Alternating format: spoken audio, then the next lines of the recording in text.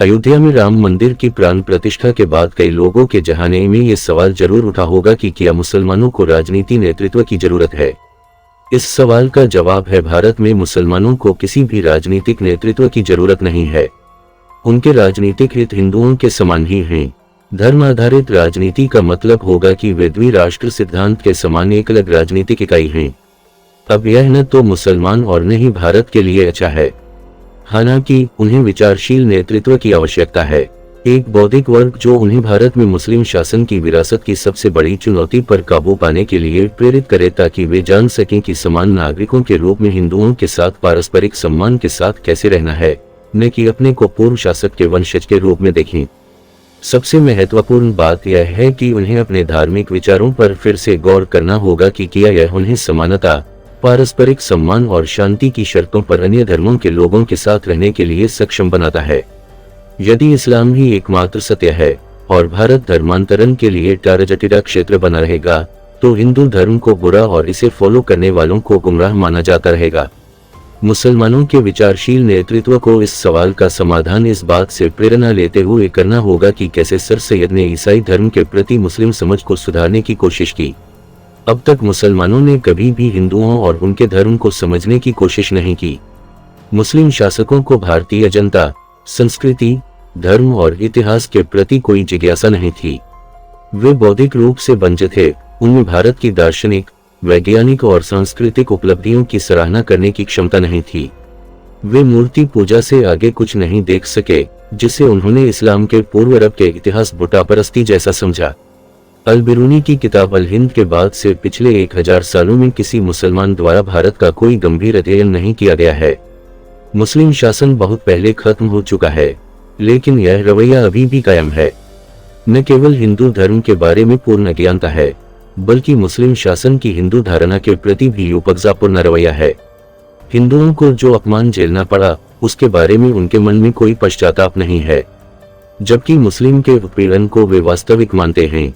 लेकिन हिंदुओं का घायल मानस एक कल्पना माना जाता है। विचारशील नेताओं को मुसलमानों को हिंदू दृष्टिकोण को समझने की ट्रेनिंग देनी होगी, जिसके बिना दोनों समुदाय अगले 1000 सालों तक अजनबी बने रहेंगे। लेकिन यह कहना गलत है कि मुसलमानों के पास नेतृत्व नहीं है।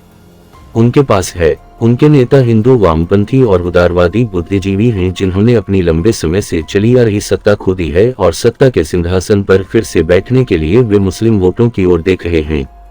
उन्होंने मुसलमानों से कहा कि राम जन्मभूमि मामले में सुप्रीम कोर्ट का फैसला समस्याग्रस्त था और राम मंदिर के पुनर्निर्माण के साथ संविधान मर गया, धर्मनिरपेक्षता की हत्या हो गई, मुसलमान दोयम दर्जे के नागरिक बन गए और नए भारत में फांसीवाद सर्वाक हो गया। इसलिए मुसलमानों को अब उदार धर्मनिरपेक्ष कारणों से हिंदुओं के प्रति शत्रुतापूर्ण भाव रखने चाहिए, जैसे वे एक बार धार्मिक कारणों से रखते थे। वामपंथी और उदारवादी बुद्धिजीवी आधुनिक, धर्मनिरपेक्ष और संवैधानिक मामलों में मुस्लिम सांप्रदायिकता के लिए तर्क करते हैं। इसमें कोई आश्चर्य नहीं कि लिबरल मुसलमान लिबरल हिंदुओं की तरह नहीं हैं। वे मुस्लिम समुदाय की उस तरह से आलोचना नहीं करते जैसे कि लिबरल हिंदू हिंदुओं की करते हैं, बल्कि उनके कॉमरेड साथी मुस्लिम संप्रदायवादी हैं, जो मुस्लिम समुदाय में परंपरावादी प्रथाओं के बचाव में हिंदुओं की निंदा करने में उनके साथ शामिल होते हैं। हिंदू उदारवादियों और मुस्लिम संप्रदायवादियों के बीच पैटर्न क्लाइंट संबंध मुसलमानों की धर्मनिरपेक्षता, उन्हें मुख्यधारा में लाने और उनकी प्रगति में सबसे बड़ी बाधा है। यह व्यवस्था, जिसके तहत मुसलमान उदारवादियों के नेतृत्व का स्वीकार करते हैं और उदारवादियों के समर्थन के बदले में उन्हें वोट देते रहते हैं, उन्हें निम्नतम स्थिति में बना के रखती है। जब तक मुसलमान खुद को इस संरक्षण से मुक्त नहीं करते, वे बड़े नहीं हो पाएंगे और अपना नेतृत्व विकसित नहीं कर पाएंगे। वर्तमान में उदारवादी मुस्लिम मुद्दों पर मुसलमानों का प्रतिनिधित्व करते हैं। यदि मुसलमान अपना प्रतिनिधित्व कर सकें तो वे अपनी प्रासंगिकता खो देंगे। लेकिन मुसलमानों की बौद्धिक बंजारता का आलम यह है कि पर्सनल लॉ, हिजाब, 3 तलाक और धारा 370 आदि जैसे मुस्लिम मुद्दों पर भी ज्यादातर हस्तक्षेप गैर मुस्लिम लेखकों का ही होता है। सुप्रीम कोर्ट में ऐसे मुस्लिम मामले राजीव धवन और कपिल सिब्बल जैसे वकील लड़ते हैं। मुसलमानों के पास कुछ मनोरंजक वक्ता हो सकते हैं, लेकिन उनमें से शायद ही कोई नाम बौद्धिक हो।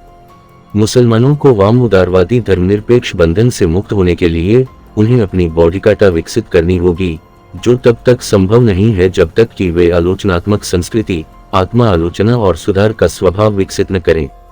बंगाल पुनर्जागरण के बाद से हिंदू 200 से ऐसा कर रहे हैं। मुस्लिम संस्कृति को मुस्लिम शासक वर्ग असाराफा के निहित स्वार्थों द्वारा आकार दिया गया है। यह स्थिर, पतनशील और स्वार्थी वर्ग अपने खत्म होते विशेषाधिकारों को संरक्षित करने से आगे नहीं सोच सकता। निहित स्वार्थों के संरक्षण पर केंद्रित संस्कृति में मतभेद के लिए कोई जगह नहीं है। विचारों की विविधता अभिशाप है। हर चीज को धार्मिक सही और गलत की कसौटी पर परखा जाता है। अनुरूपता आदर्श है और इनोवेशन को धर्म की विकृति माना जाता है। असहमति को कौम के खिलाफ देशद्रोह माना जाता है और असहमति जताने वाले को काफिर के रूप में बहिष्कृत करके खारिज कर दिया जाता है। मान्यता के विपरीत किसी राय पर जमकर मौखिक हमले किए जाते हैं और जहां संभव हो शारीरिक हिंसा को भी कोशिश की जाती है। बॉडीकाटा आलोचनात्मक संस्कृति का एक उत्पाद होने के नाते समाज में क्या गलत है, इसके बारे में कर्तव्यनिष्ठ प्रश्न पूछने और विचार की संरचनाओं में इसकी जड़ों का पता लगाने से आता है। यदि यह धर्म की ओर ले गया तो धर्म और उसकी व्याख्याओं का मूल्यांकन करना होगा। हिंदुओं के लिए इसकी शुरुआत जाति और लिंग के नाम पर सामाजिक अन्याय पर सवाल उठाने से हुई। सुधारकों ने धर्म ग्रंथों की गहराई में खोज की। महात्मा गांधी ने कहा था कि छुआछूत हिंदू धर्म का हिस्सा नहीं है, लेकिन अगर ऐसा दिखाया गया तो वह हिंदू धर्म छोड़ देंगे। मुसलमान ऐसा गांधी या अंबेडकर पैदा नहीं कर सके जो उनके न्याय और नैतिकता के विचार और उनमें अंतर्निहित धार्मिक विचार पर सवाल उठाए। राजा राम मोहन राय और सर सैयद अहमद खान की उम्र के अंतर को देखते हुए आमतौर पर यह कहा जाता है कि हिंदू और मुस्लिम समाज के विकास के बीच लगभग 50 सालों का समय अंतराल है। हालांकि तथ्य यह है कि मुसलमानों को अभी भी अपने राम मोहन राय नहीं मिले हैं। सर सैयद ने कुरान की कुछ कट्टरपंथी पुनर्व्याख्या की, लेकिन उन्होंने लिंग और जातिगत असमानता के वही सवाल नहीं उठाए जो राम मोहन और अन्य सुधारकों ने उठाए थे। दरअसल सर सैयद का पूरा प्रयास अपने छोटे वर्ग की शक्ति और स्थिति को बहाल करने पर केंद्रित था। ऐसी स्वार्थपरता मुस्लिम समाज का शाश्वत अभिशाप रही है। उनके नेता अपने व्यक्तिगत और वर्गीय हितों को आगे बढ़ाने का प्रयास कर रहे हैं। संकीर्ण दृष्टि और लोचदार नैतिकता के साथ वे पैरवी करने वालों से कुछ अधिक ही रहे हैं। उनमें पूरे मुस्लिम समुदाय के कल्याण के बारे में सोचने की बौद्धिक क्षमता और भावना की कुलीनता दोनों का अभाव है। जहां तक भारत के कल्याण की बात है तो वे इसके खिलाफ वैचारिक रूप से पंगु हैं। भारत के साथ उनका रिश्ता पूरी तरह से राजनीतिक है और अपनेपन की पवित्र भावना से रहित है। क्या इसमें कोई आश्चर्य है कि उनके पीड़ित होने की पूरी कहानी इस शिकायत पर आधारित हुई है कि कुछ राजनीतिक दल उन्हें सांसद और विधायक नहीं बनाते हैं। बेहतर होगा कि वे अपनी अप्रासंगिकता के कारणों पर गौर करें। प्रासंगिकता संबंध और प्रतिबद्धता से आती है, न कि विशिष्टता और पद से। वे देश और समुदाय दोनों के लिए शोषणकारी रहे हैं। उनकी अपरिहार्य अप्रासंगिकता शोक साहित्य की नई शैली, मुस्लिम दिलासा देने वाली कहानी में परिलक्षित होती है, जिसमें Muslim vanishes, being the other, born a Muslim और being Muslim in Hindu India आदि जैसी किताबें शामिल हैं, जबकि बीइंग हिंदू इन बांग्लादेश जैसी किताब को पूरी तरह से नजरअंदाज कर दिया गया है। यह अच्छा है कि पारंपरिक मुस्लिम नेतृत्व अप्रासंगिक हो गया है। मुसलमानों को पावर पॉलिटिक्स वाले नैरेटिव क्रिएट करने वाले लोगों की जरूरत नहीं है। उन्हें विचारशील नेताओं की जरूरत है जो उन्हें उस ठहराव से बचा सकें जिसने सदियों से किसी प्रगतिशील विचार को अंकुरित नहीं होने दिया है।